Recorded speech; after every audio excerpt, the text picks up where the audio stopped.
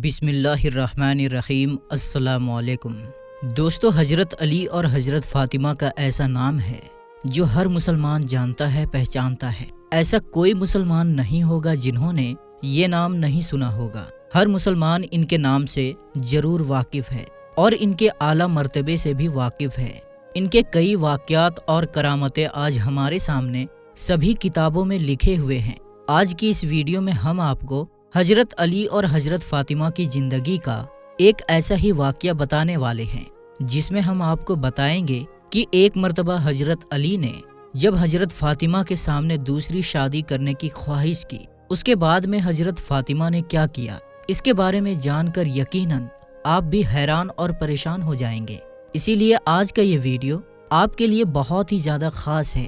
آپ اس کو آخر تک ضرور دیکھیں اور مہربانی کر کے شیئر بھی کر دیں تاکہ اور بھی لوگوں کے پاس میں یہ ویڈیو پہنچ جائے۔ تو چلیے دوستو، آج کی ویڈیو کو شروع کرتے ہیں۔ پیارے دوستو، ایک مرتبہ صحابہ اکرام رضوان اللہ تعالی علیہ اجمعین جمع ہو کر حضرت علی کے پاس گئے اور کہنے لگے کہ آپ بھی اللہ کے پیارے نبی کی خدمت میں فاطمہ سے نکاح کا پیغام بھیجیں۔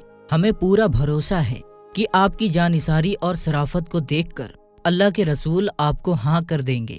اسی لیے پھر حضرت علی اللہ کے پیارے نبی کی خدمت میں پہنچے، لیکن شرم اور حیا کی وجہ سے آپ کچھ نہ کہہ سکے اور اپنا سر جھکائے بیٹھے رہے۔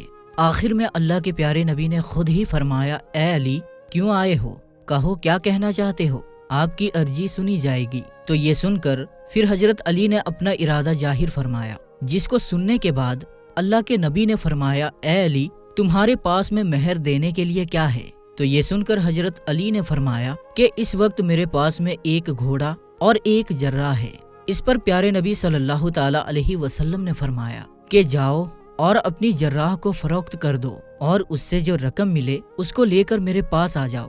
اس کے بعد حضرت علی وہ جراح لے کر مدینہ کے بازار میں پہنچ گئے۔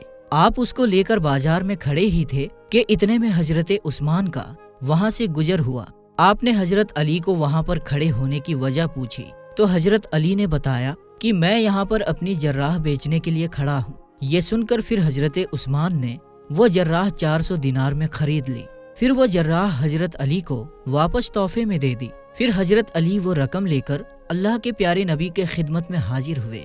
آپ نے پھر وہ رقم حضرت ابو بکر کو دیتے ہوئے فرمایا کہ وہ ان سے حضرت فاطمہ کے لیے کچھ ضروری چیزیں خرید کر لے آئے۔ اس کے بعد حضرت ابو بکر تمام ضرورت کی چیزیں خرید لائے۔ پھر اللہ کے پیارے نبی نے نکاح کی منظوری دے دی۔ پھر ایک دن حضرت علی کا نکاح حضرت فاطمہ کے ساتھ 400 چاندی کے سکے مہر باندھ کر مسجد نبوی میں خطبے کے ساتھ پڑھایا گیا۔ حضرت علی اور حضرت فاطمہ کا نکاح پہلی ہجری میں مسجد نبوی میں پڑھایا گیا۔ دوستوں، اس کے بعد کچھ ہی دن گزرے ہی تھے، ایک مرتبہ حضرت علی رضی اللہ تعالی عنہ کا دوسری شادی کرنے کا ارادہ ہو گیا، یعنی کہ آپ نے دوسری شادی کرنے کے بارے میں سوچ لیا۔ اس بات کے بارے میں جب حضرت فاطمہ رضی اللہ تعالی عنہا کو معلوم ہوا تو حضرت فاطمہ آپ سے بہت ناراض ہوئی اور پھر اس بات کی شکایت لے کر آپ اپنے ابا حضور کے گھر پہنچ گئی۔ اس وقت حضرت فاطمہ بجھی سی تھی۔ جا کر اپنے والد سے یعنی کہ اللہ کے پیارے نبی صلی اللہ تعالی علیہ وسلم سے اس بات کی شکایت کر دی۔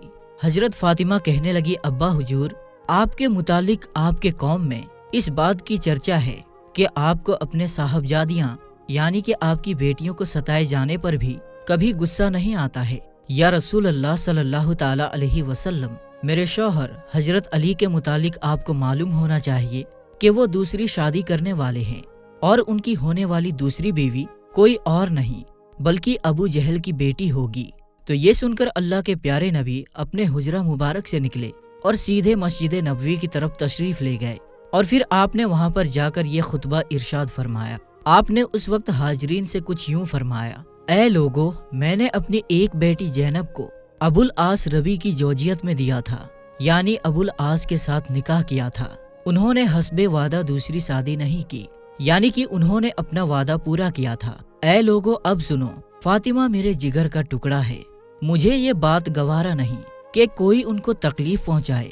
جس نے میری بیٹی فاطمہ کو ناراض کیا، گویا کہ اس نے مجھے ناراض کیا۔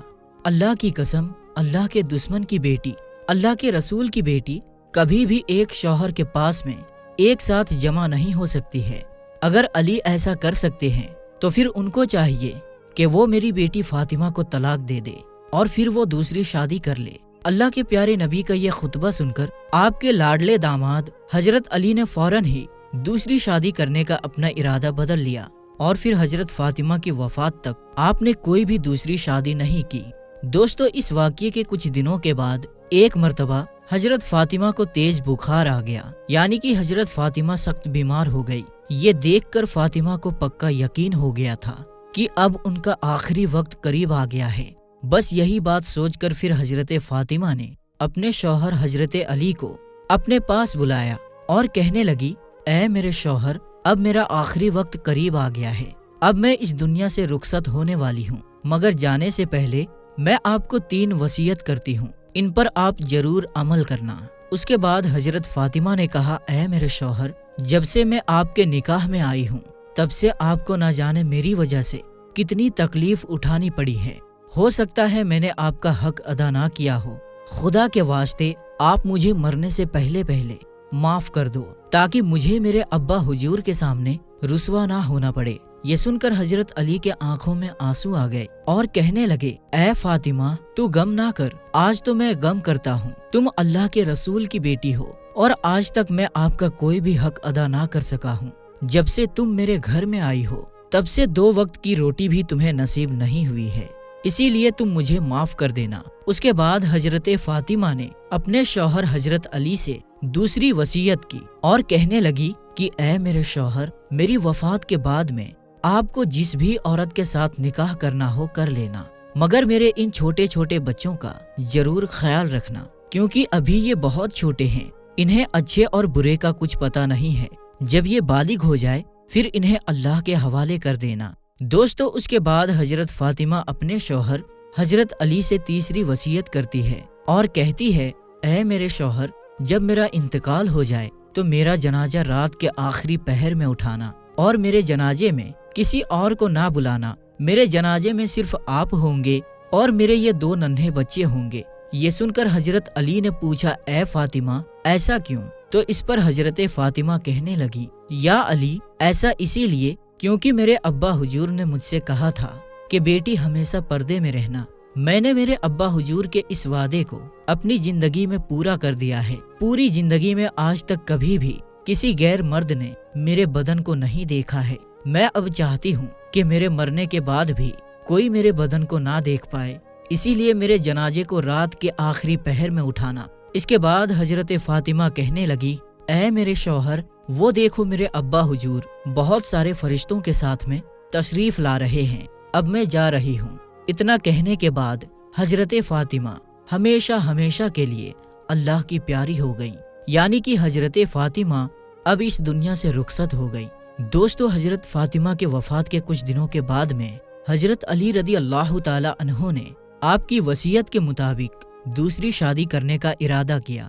ابھی حضرت حسن اور حضرت حسین اور حضرت زینب بہت چھوٹی عمر میں ہیں۔ آپ نے سیدنا حضرت عاقل کو اپنا رشتہ دیکھنے کے لیے کہا تو پھر بنو کلاب قبیلے کا انتخاب ہوا۔ حضرت علی رضی اللہ تعالی عنہ کی یہ خواہش تھی کہ ان کے نکاح میں کوئی ایسی خاتون آئے جو نیک، سخاوت اور حصار کی خصوصیات سے مالا مال ہو۔ پھر بنو کلاب کی خاتون فاطمہ بنت حجم کے گھر حضرت علی کا رشتہ بھیجا گیا تو یہ سن کر پھر سردار حجم رضی اللہ تعالی عنہ اپنی بیوی کے پاس میں گئے اور ان سے کہنے لگے کہ ہماری بیٹی فاطمہ کے لیے حضرت علی کا رشتہ آیا ہے، کیا آپ نے ہماری بیٹی فاطمہ کی تربیت ایسی کی ہے جو اللہ کے رسول کے خاندان میں بیاہی جا سکے؟ تو یہ سن کر حضرت حجم نے ہاں کر دی اور پھر اس کے بعد حضرت علی اور حضرت فاطمہ بنت حجم کا رشتہ قبول ہو گیا اور پھر کچھ دنوں کے بعد میں دونوں کا نکاح ہو گیا۔ اس کے بعد فاطمہ بنت حجم حضرت علی رضی اللہ تعالی عنہ کے گھر میں چلی گئی۔ حضرت علی کے گھر میں جاتے ہی فاطمہ بنت حجم نے حضرت حسن، حسین اور زینب کو گلے سے لگایا اور پھر حضرت علی رضی اللہ تعالی عنہ سے درخواست کی کہ آپ مجھے کبھی بھی ان بچوں کے سامنے فاطمہ کہہ کر مت بلانا، کیونکہ جب ایسا یہ سنیں گے تو انہیں ان کی ماں کی یاد آ جائے گی اور انہیں تکلیف ہوگی، اور میں اس گھر میں ان کی ماں بن کر نہیں آئی ہوں بلکہ کنیز بن کر آئی ہوں۔ میرا یہ مقام نہیں ہے کہ मैं इनकी माँ की जगह ले सकूं। उसके बाद फातिमा बिनते हजम ने कभी भी हजरत हसन हुसैन को बेटा कहकर नहीं पुकारा, बल्कि हमेशा मौला ही कहा करती थी। फिर फातिमा बिनते हजम के हजरत अली से 4 बेटे हुए। फातिमा बिनते हजम ने हमेशा अपने बेटों को सिर्फ हजरत हसन हुसैन और हजरत अली की इताअत का हुक्म दिया, यानी कि उनको हमेशा इनका अदब करना ही सिखाया। आप अपने बेटों को हमेशा कहा करती थी कि बस वो जैसा कहे उनका हुक्म मान लेना और उनका हुक्म पूरा कर देना। कभी भी उनके साथ में बहस मत करना, क्योंकि ये अहले बैत है और हम इनके नौकर हैं। हजरत फातिमा बिनते हजम के 4 बेटे हजरत अब्बास इब्ने अली, हजरत अब्दुल्लाह, हजरत जाफर और हजरत उस्मान इब्ने अली थे। हजरत अब्बास करबला के मैदान में हजरत हुसैन के सिपह सालार भी थे। हजरत अब्बास की खास बात ये भी थी कि आप अपने दोनों हाथों से तलवार चलाया करते थे। दोस्तों, एक माँ ये थी जो घर में आते ही हजरत फातिमा के छोटे छोटे बच्चों को गले से लगा लिया। उन्हें कभी भी ये एहसास नहीं होने दिया कि वो उनकी सौतेली माँ है। और आज एक माँ वो है जो घर में आते ही सौतेले बच्चों पर जुल्म करना शुरू कर देती है। अल्लाह ताला से दुआ है कि अल्लाह पाक हर औरत के दिल में सौतेले बच्चे हो या अपने बच्चे हो या पराए किसी और के बच्चे हो, उनके लिए प्यार और मोहब्बत अता कर दे। तो मेरे दोस्तों, हम उम्मीद करते हैं कि आज की हमारी ये वीडियो आपको बहुत अच्छी लगी होगी। तो मेरे दोस्तों, हम मिलते हैं फिर एक नई और अच्छी वीडियो के साथ। तब तक के लिए अस्सलाम वालेकुम, अल्लाह हाफिज।